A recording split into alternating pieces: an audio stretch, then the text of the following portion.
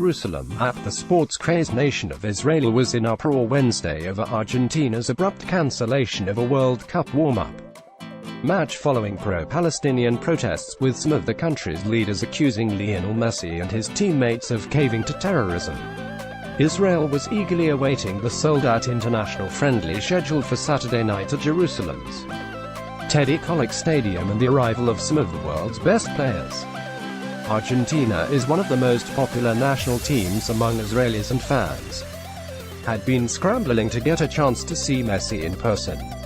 But after a fierce Palestinian campaign, which included images of Argentina's white and sky blue striped jersey stained with red paint resembling blood, and threats to burn Messi posters, Argentina's Football Federation announced it was skipping the event. In the end, they've done right thing, and this is behind us, Argentina striker Gonzalo Higuain told ESPN. Health and common sense come first.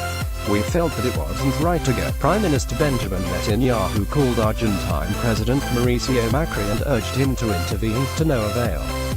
It's unfortunate the soccer knights of Argentina did not withstand the pressure of the Israeli-hating inciters, whose only goal is to harm our basic right to self-defense and bring about the destruction of Israel, said Defense Minister Avigdor Lieberman. We will not yield before a pack of anti-Semitic terrorist supporters, Israeli President Reuven Rivlin said. It was a sad morning for Israeli sports fans, including his own children. But there are values that are greater than even Messi. The politicization of the Argentinian move worries me greatly, he said. Opposition figures, however, accused Israel's headline-seeking sports minister of bringing on the politicization of the sporting event by insisting on moving the game from Haifa to contested Jerusalem and by trying to orchestrate a politicized photo-op with Lionel Messi. Israel captured East Jerusalem in the 1967 Mideast War and annexed the area in a move that is not internationally recognized. Israel considers the entire city to be its capital, while the Palestinians seek East Jerusalem as the capital of a future state.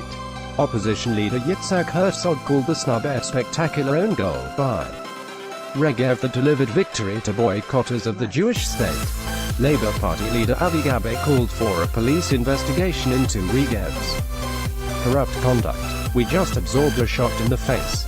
This is not just sports, he tweeted.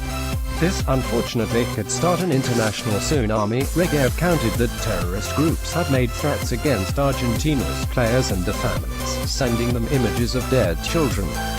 She accused members of the Israeli parliament, on Knesset, of backing the boycott advocates. Unfortunately, we have Trojan horses in the Knesset who give headwind to terrorism, she said. Israel has largely fended off the boycott campaign, with only a small number of artists and organizations shunning the country. Argentina's snubbing would appear to be the boycott movement's greatest achievement thus far.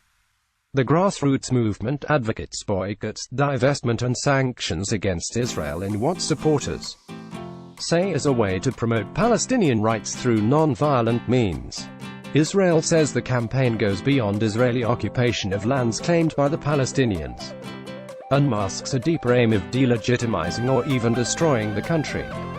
It has formed a government ministry whose primary mission is to combat the boycott movement. The Palestinians celebrated the cancellation as a major triumph. The head of the Palestinian Football Association, Jibril Rajoub, had called on Arab soccer fans to burn Messi posters if he participated. He has long tried to get soccer's world governing body, FIFA, the International Olympic Committee, to impose sanctions against Israel. Israeli organizers said an offer had been floated to have the game played in Barcelona instead, but it was highly unlikely. I think sports should never be involved with politics, said Shahaf Ashrag, a fan in Jerusalem. It just makes me sad to think that the game has to be cancelled because of the Palestinian pressure. Argentina opens its Group D campaign in Russia against Iceland on June 16th. It then plays Croatia on June 21st and Nigeria on June 26th. It is unclear whether Argentina will play another warm-up or if it will arrive to Moscow ahead of schedule.